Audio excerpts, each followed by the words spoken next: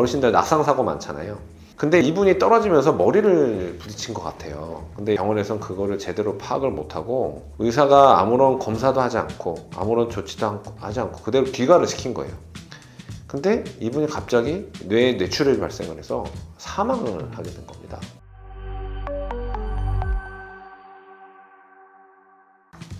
안녕하십니까. 법무의 글로벌 윤요 변호사입니다. 오늘은 의료 분쟁과 관련된 두 번째 시간입니다. 일단은 두 번째 시간으로서 의료사고에 관한 개념하고 의료사고의 범죄에 들어가는 케이스 중에 몇 가지 좀 유의해야 될 케이스 두세 가지 정도 소개를 좀 드릴게요. 의료분쟁 조정법이라는 법이 있어요.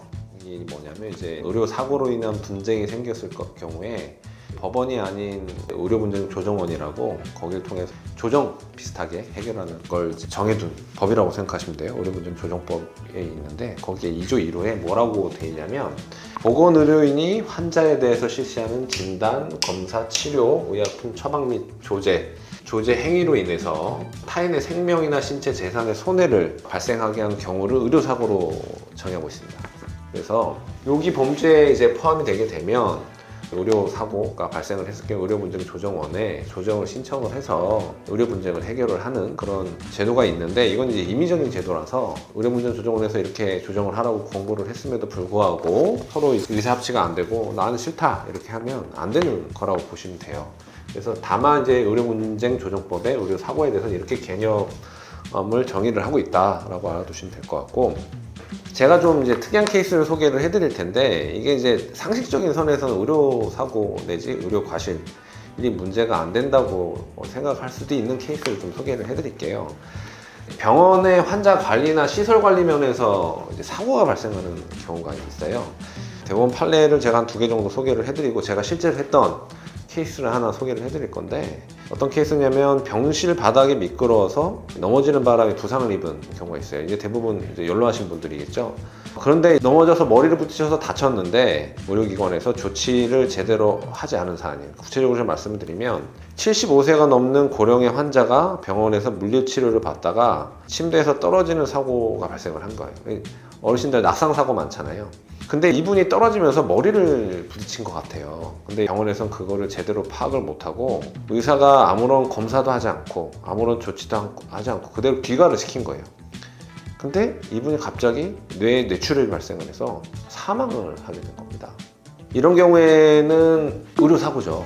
여기 보면 물리치료를 받는 중에 향후에 사망을 하게 되면서 생명이 없어지게 되는 손해를 입게 되는 경우죠. 그러면 이 사안에서는 뭐가 문제됐냐면 낙상이 발생했잖아요. 낙상에 관해서도 간호협회나 의료협회, 의사협회나 내부적으로 다 기준이 있습니다. 낙상 같은 경우에는 몇 미터 이상이 되면 안전대를 설치를 해야 되고 이런 기준이 있는데 이 부분에 대해서는 특별히 문제가 없었던 것 같은데 어르신이잖아요. 어르신이 떨어지면서 뭔가 고통을 호소를 했는데 의사가 아무런 조치를 안 한 거예요. 검사를 하거나 그럴 수 있잖아요. 어르신들은 좀만 넘어져도 팔다리가 부러질 수도 있기 때문에 그 연령에 비해서는 뭔가 문제가 있을 수 있기 때문에 의사가 뭔가 조치를 해야 됩니다. 검사를 하고 뭔가 문제가 없는지. 그러니까 아무런 조치를 안 해서 귀가를 한 게 문제가 된 거예요. 낙상을 했기 때문에 이런 손해가 발생을 했고 이런 경우에는 그 병원의 관리 하에 발생한 사고이기 때문에 뭔가 그 진단을 하고 검사를 해야 될 의무가 있는데 그걸 이행하지 않았고 만약에 그거를 제대로 이행을 했다면 이 어르신이 뇌출혈로 인해서 사망을 안 했을 거 아니에요.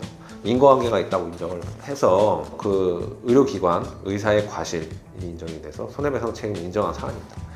제가 했던 사안이 이거랑 좀 유사한 게 있는데 어떤 사안이었냐면 이분이 지금 걷지를 못하는 거였어요. 그러니까 하지마비가 발생을 해서 물리치료를 받는 상황에서 병원 내에서는 휠체어를 타고 이제 왔다 갔다 하는 상황이었는데 어떤 경우였냐면 물리치료를 받으려고 물리치료사가 물리치료실로 휠체어를 태워서 데리고 간 거예요. 근데 이제 물리치료사가 잠깐 이 양반을 그 물리치료실 그 앞 입구에다 놓고 볼일보로 잠깐 자리를 이탈을 한 거예요. 근데 하필이면 놓은 장소가 한 2, 3m 정도 이렇게 올라가는 턱이 있었어요. 거기를 이분이 올라가려고 막 애를 쓰다가 뒤로 뒤집어진 거예요. 그러면서 뒤통수를 콘크리트 바닥이죠, 결국은. 거기 부딪혀가지고 뇌출혈이 발생해서 돌아가신 거예요. 이 사안에서 어떤 게 문제가 됐냐면 이 양반은 하지마비 환자이기 때문에 거동이 불편하고 물리치료를 받으러 가는 과정이었고 거기에 이제 방치한 그 위치가 턱이 있어가지고 이렇게 뒤로 넘어져서 사실 사고가 날 수 있는 예견을 할 수 있는 그런 상황이었다는 거죠. 그럼에도 불구하고 이 사람을 방치하고 자기의 볼일을 보기 위해서 자리를 이탈을 했고 이게 관리면에서 과실이 있는 거죠. 환자 관리. 병원 소속의 물리치료사가 환자 관리면에 과실이 있다고 봐가지고 돌아가신 분의 사망 사유와 관리상의 주의무에 유관인 인과관계가 있다고 봐서 손해배상책을 인정했던 사안인데 제가 실제 했던 사안이에요. 이것도 마찬가지로 의료사고에 해당이 되겠죠. 그리고 두 번째 사안은 뭐냐면 이거는 이제 정신병동에서 일어날 수 있는 사안인데 어떤 케이스냐면 정신병자가 발작을 일으켜서 함께 입원 중이던 정신병자를 칼로 찔러 살해한 경우 이것도 정신병동에서 관리 책임이 있다고 볼 여지가 있는 사안이고 또 어떤 케이스가 하나 있냐면 정신병자가 개방병동에 입원 중 퇴원을 시켜주지 않는다는 이유로 병원 10층 신경정신과 병동의 비상계단을 통하여 탈출을 시도하다가 병원 2층 옥상에서 떨어져 뇌자상 등으로 사망한 경우 이거는 법원 판례 사안인데 한번 읽어드릴게요.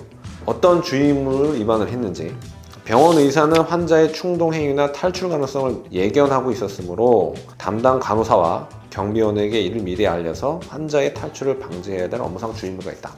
경비원도 각 환자의 특성, 출입 제한 여부 등을 담당 직원에게 물어 환자의 탈출 가능성에 대해서 알고 이에 대비하여야 할 업무상 직무상 주의무가 있다. 근데 이거를 제대로 이행을 안 해서 정신질환을 앓고 있는 환자가 사망을 하게 됐다 이런 거예요. 그래서 이 주의무하고 사망 사이 인과관계를 인정을 했고 이 병원은 이제 법인이다 보니까 의사와 경비원의 과실, 직원이죠.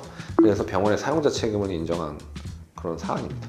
그래서 의외로 의사나 의료인의 직접적인 치료 행위 이외에 병원의 시설이나 환자 관리, 시설 관리 면에서 발생하는 사고가 생각보다 빈번합니다.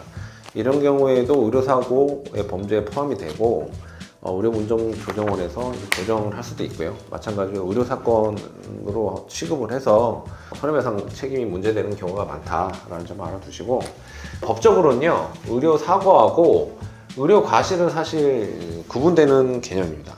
의료사고는 말 그대로 그냥 의사의 과실 여부를 묻지 않고요.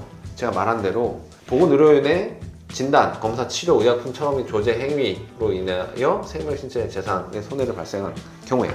의료과실은 뭐 어떻게 구별이 되냐면 의료사고에 보건의료인의 비난 가능성이 포함이 되면 보건의료인의 과실이 포함이 되면 의료과실이 되는 거예요.